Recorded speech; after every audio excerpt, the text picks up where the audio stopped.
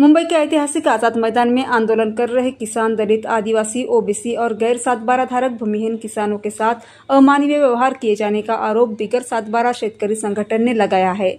संगठन का कहना है कि आंदोलनकारियों को सुबह 11 बजे से शाम 5 बजे तक ही मैदान में रहने की अनुमति दी जाती है, जिसके बाद उन्हें बाहर निकाल दिया जाता है।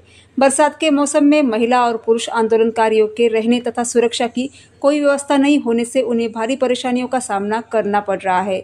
संगठन ने आरोप लगाया कि सरकार की नीतियों के कारण आंदोलनकारियों का मानसिक उत्पीड़न किया जा रहा है। संगठन की मुख्य मांग है कि सभी के लिए कृषि नीति घोषित किए जाए और कृषि भूमि पर हुए अतिक्रमणों को नियमित करने के लिए विशेष अभियान चलाया जाए।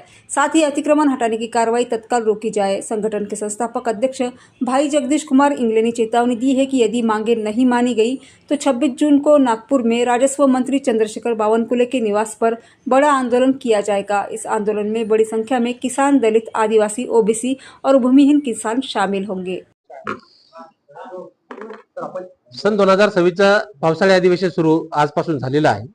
सर्वांसाठी शेतीचं धोरण घोषित करून ग्रामीण भागामध्ये दलित आदिवासींच्या ताब्यात असलेल्या ज्या महसूल विभागाच्या जमिनी आहेत, सदर जमिनी नियमित करण्यासाठी या पावसाळी अधिवेशनात धोरणात्मक पद्धतीचा शासन निर्णय निर्गमित करावा, अशा पद्धतीचे निवेदन आमच्या अकोला जिल्ह्याचे जिल्हाध्यक्ष अंकुशभाई इंगळे यांनी महसूल मंत्र्याकडे वेळोवेळी पाठवलेले आहेत।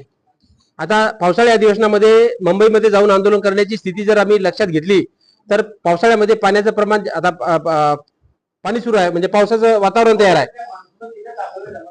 नाही, आता माणूस दाखल झाला तरी दाखल होईल ना, परंतु आता आपल्या आंदोलनाची आपण मुंबईचं ठिकाण नागपूरला का केलं तर मुंबईमध्ये आझाद मैदानामध्ये 11 ते 5च फक्त परवानगी दिल्या जाते आणि 5 वाजताच्या नंतर सर्व आंदोलनकर्त्याला बाहेर केल्या जाते। मग तो ज्येष्ठ नागरिक असो, विधवा महिला असो, म्हाताऱ्या बाया असो, 5 वाजता जनावरांसारखी ते आंदोलन करताना ते बाहेर काढल्या जातात। त्या ग्राउंडच्या परिसरात सुद्धा उभं राहू देत नाहीत पोलीस।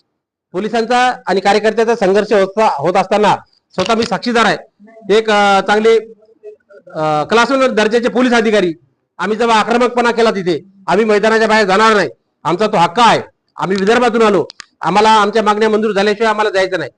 तर पोलीस लोकांची एवढी तळमळ म्हणजे ते पण एवढे भावनिक होतात, कारण म्हणतात सरकारचा आदेश आहे, आम्हाला ते बाहेर काढावंच लागते, आमच्या नोकरीचा प्रश्न आहे।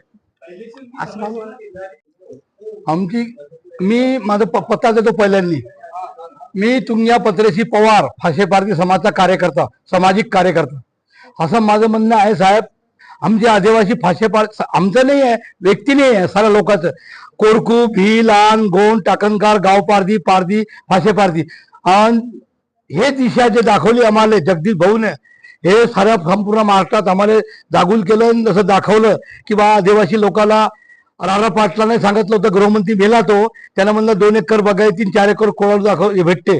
आदिवासी लोकांची शिकार बंद केली, गाव मागणं बंद झालं। आता आमच्या लोकांना जे जमीन सांगितली होती, जमीन सरकार कलेक्टर साहेब आणि फॉरेस्ट डिपार्टमेंटचे माणसं जीवन जगू नाही देत, हाताने जमीन होत नाही। काही जमीन काढली, काही जमीन जाणं पाणी जिरवा, पाणी आठवायच्या बहाण्याने होणं ताबा करून घेतली काही जमीन आदिवासी लोकांची। तर हे म्हणतो की हे आदिवासी लोकांचं एक तर शिक्षण मध्ये कमी आहे आणि त्याच्यात गाव मागणं बंद झालं, शिकार करणं बंद झालं। ह्या माझं एकट्याचं नाही, या भारताचे जेवढे लोक असतील जे आदिवासी लोक, त्या लोकांचं असं आहे की जमिनीवर सर्व मुद्दा आहे। मग ते जमीनच हिसकून घेतात तर हे लोक खासान काय आणि जेवण